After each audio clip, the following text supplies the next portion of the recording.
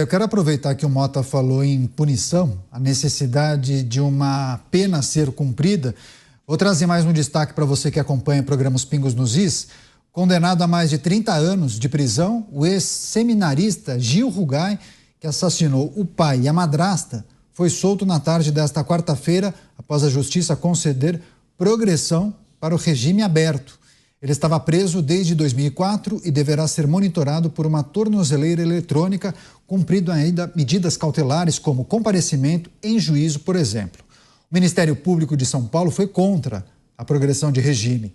Gil Rugai deixa a prisão após 20 anos. Vou começar essa com o Cristiano Beraldo, um caso de muita repercussão aqui em São Paulo, Beraldo, e essa soltura, essa decisão da Justiça acontece em meio justamente às muitas discussões e debates sobre progressão de regime. Esse caso pode ser exemplificado, inclusive, para essas argumentações de que essa flexibilização acaba jogando contra aquela tese de que é preciso você endurecer a legislação e fazer cumprir a pena, né, Beraldo?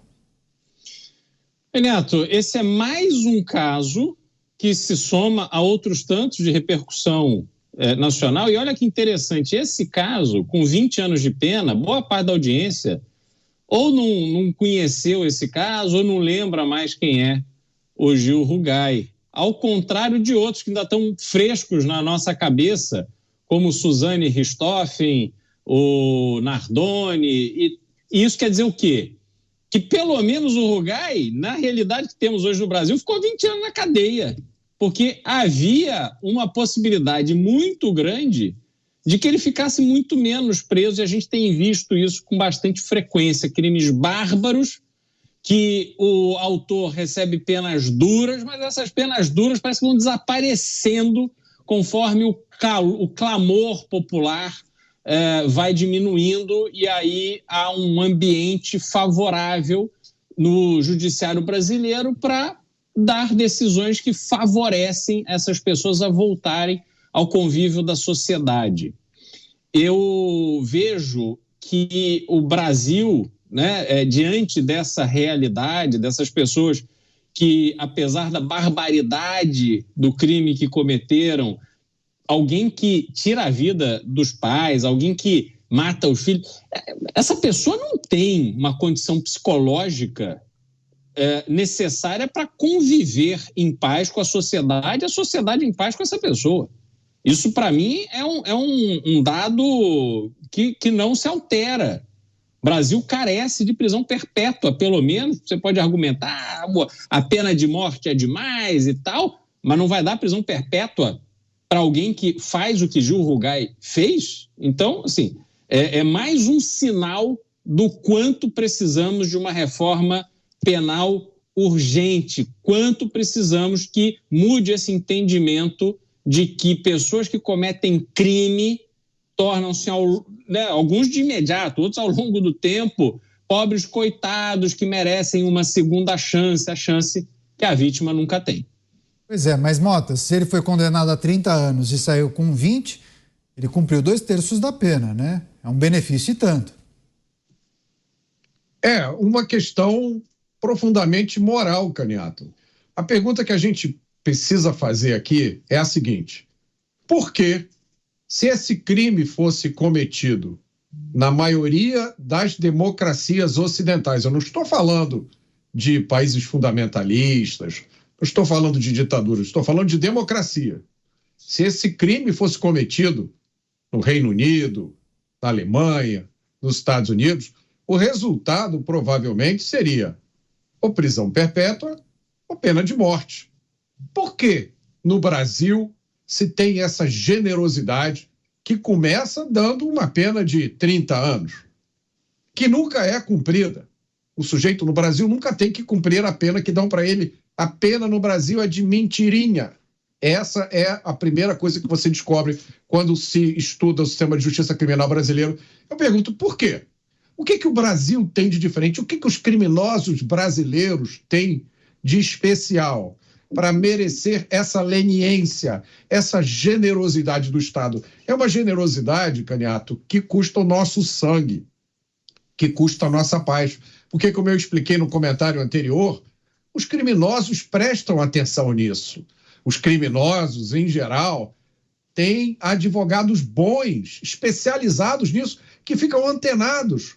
Então, quando o sujeito comete o crime, ele vai se consultar com o advogado diz, olha, fica tranquilo, você não está no Reino Unido, você não está na Alemanha, você não está nos Estados Unidos, você está no Brasil. Aqui tem visita íntima, tem progressão de regime, tem auxílio reclusão. Imagine você, no Brasil, você paga a família do criminoso que está cumprindo pena. De onde é que vem esse dinheiro? Esse dinheiro vem das pessoas que nunca cometeram crimes. No Brasil, a família do criminoso ajuda, a família da vítima ajuda a sustentar a família do criminoso.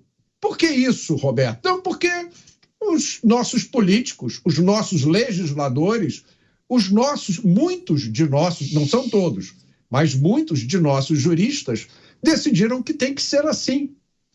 Eles decidiram que a função da prisão não é punir, é ressocializar. Agora, como é que você ressocializa alguém que matou o pai e a mãe? Como é que você ressocializa alguém que jogou a filha da janela? Você acha que é justo que um cidadão comum do Brasil, trabalhador, que nunca cometeu crime algum, seja obrigado a achar normal conviver com pessoas que cometem esses crimes bárbaros? Você é obrigado no Brasil a isso. Esses criminosos andam, né, e vão andar pelos mesmos espaços que a gente anda, frequentam os mesmos lugares e ai de você se ousar reclamar. No final das contas, o punido pode ser você. Beraldo, a juíza do Departamento Estadual de Execução Criminal disse que é importante, autorizou Gil Rugai a cumprir o restante da pena fora da cadeia, uma vez que o requerente comprovou a presença dos requisitos legais necessários. Ela disse que ele preencheu o tempo exigido no semiaberto e tem bom comportamento carcerário sem ter cometido infrações disciplinares. Ou seja, o fato de ele não ter cometido infrações acaba anulando aquela pena imposta a ele por ter matado o pai e a madrasta. É essa leitura que as pessoas acabam fazendo, pelo menos que enviam algumas mensagens e manifestações aqui, Beraldo. Que homem exemplar, né? Tá lá no sistema carcerário bonzinho, não comete infrações, respeita as regras, respeita a polícia. Ah, vamos aplaudir o Gil Rugai, como ele é bonzinho. É essa sensação que a gente fica.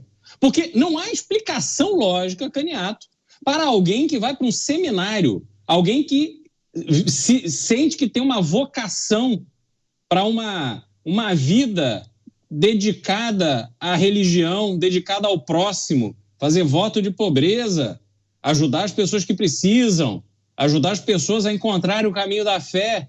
De repente, essa mesma pessoa sai e mata o pai, tira a vida, a coisa mais valiosa que Deus nos deu. Ele, mais do que ninguém, sabia disso e isso não o impediu de acabar com a vida de seu pai e de sua madrasta. Essa pessoa tem algum traço de normalidade no seu psicológico que o gabarite para conviver em sociedade, que permita que nós vamos frequentar uma padaria, está lá o seu Gil Rugai. O que ele vai estar pensando?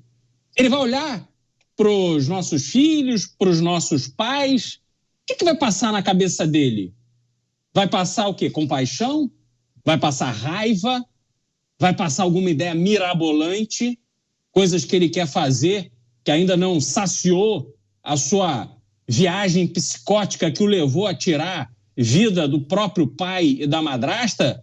Que risco ele representa à sociedade? Eu tenho certeza que essa decisão não considera isso.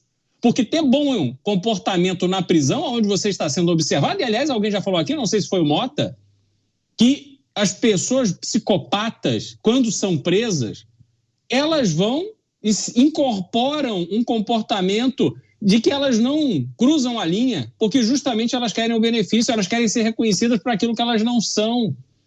Então, realmente, é uma vergonha, é uma ameaça à sociedade, da forma que eu vejo, e um péssimo exemplo para o crime em geral.